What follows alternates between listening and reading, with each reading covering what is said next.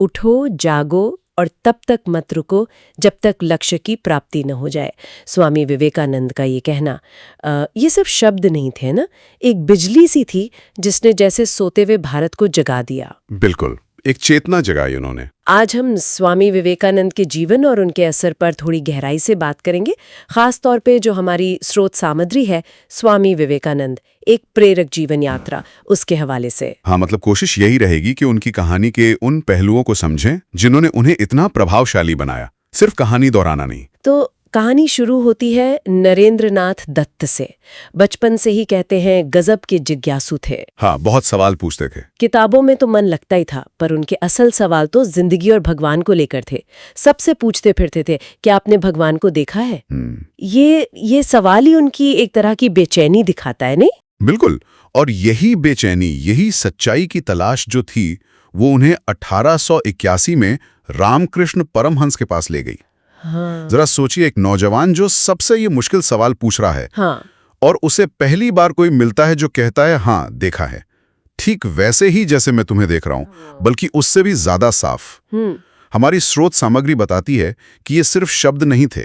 रामकृष्ण की आंखों में, उनके व्यवहार में वो सच्चाई थी, वो अनुभव था जिसने नरेंद्र को अंदर तक जैसे हिला दिया। मतलब एक बौद्धिक जवाब नहीं, बल्कि एक सीधा अनुभव जिसने शायद दिशा ही बदल दी। हाँ, बिल्कुल, यहीं से उनकी असली आध्यात्मिक यात्रा वो गहराई से शुरू रही।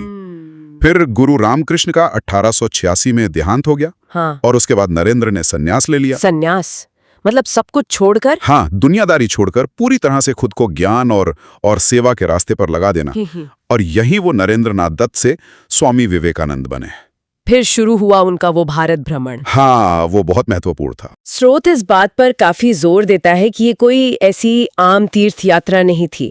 वो राजाओं के महलों में भी रुके और उधर बिल्कुल गरीब भूखे लोगों की झोपड़ियों में भी। सही बात। उन्होंने अपनी आंखों से देखा कि सदियों की गुलामी और गरीबी ने लोगों का आत्मविश्वास कैसे तोड़ दिया है।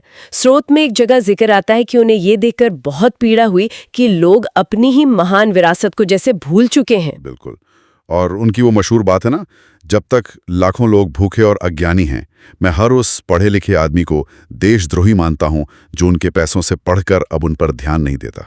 ये सिर्फ भाषण नहीं था। नहीं, ये उनके दिल का दर्द था। हाँ। उन्होंने महसूस किया कि असली भगवान तो इन दुखी जरूरतमंद लोगों में है। पूजा पाठ अपनी जगह है, पर भूखे पेट भजन नहीं होता, सीधी सी बात है। और शायद इसी दर्द और भारत को फिर से जगाने की आग के साथ वो शिकागो पहुंचे। 1893 की विश्व धर्म संसद। हाँ, शिकागो नाना सिर्फ ऐसा नहीं था कि हिंदू धर्म का झंडा गाड़ना है।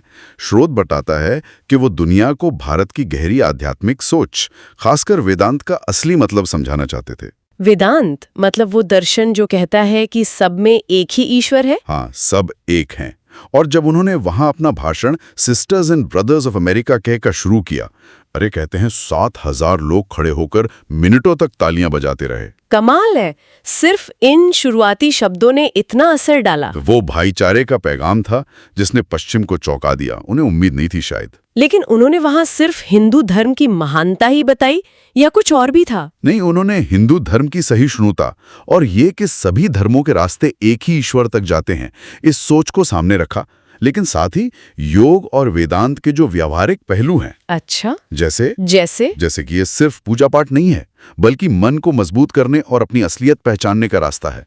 उनका संदेश साफ था, धर्म लोगों को तोड़ने के लिए नहीं, जोड़ने के लिए है।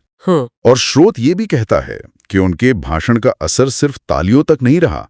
पश्चिम में भारत की छवि और यहाँ की आध्यात्मिकता को लेकर एक नई समझ पैदा हुई। उसके बाद फिर भारत वापस आकर उन्होंने रामकृष्ण मिशन की स्थापना की।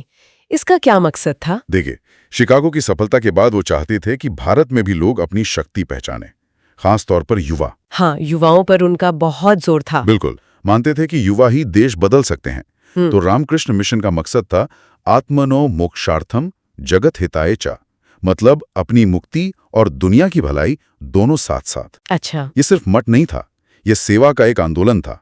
स्कूल, अस्पताल, अनाथालय चलाना, कहीं बाढ़ या सूखा आ गया तो मदद करना, कर्मयोग, सेवा के जरिए ईश्वर तक पहुंचना। लेकिन सिर्फ 39 साल की उम्र में 1902 में उनका देहांत हो गया। बहुत कम उम्र थी ये तो। हाँ, जीवन भले ही छोटा था, लेकिन जैसा स्रोत भी कहता है, उनका असर बहुत गहरा और लंबा है। उनकी सबसे बड़ी सीख शायद यही है, आत्मविश्वास। तुम खुद अपने भाग्य के निर्माता हो। खुद पर विश्वास। और दूसरी, सेवा। इंसान की सेवा ही भगवान की सच्ची पूजा है। ये विचार आज भी उतने ही जरूरी हैं, शायद पहले से भी ज्यादा। तो स्वामी विवेकानंद की कहानी से ये एकदम साफ है कि एक अकेला इंसान भी, अगर उसमें वो आत्मविश्वास हो और दूसरों के लिए कुछ करने का जज्बा हो, तो दुनिया पर कितना गहरा असर छोड़ सकता है। उनका संदेश था, अपनी अंदर की शक्ति को पहचानो। बिल्कुल। और ये बात हमें सोचने पर मजबूर करती है ना, कि आज के इस भागदौड़ वाले समय में, जहां हर कोई अपनी ही उलझनों में फंसा है, विवेकानंद के ये जो सिद्धांत हैं, आत्मविश्वास और बिना स्वार्थ के सेवा, इनको हम अपनी रोजमर्रा की जिंदगी में कैसे उतार सकते हैं? ये सवाल शायद हम सबके लिए सोचने वाला है।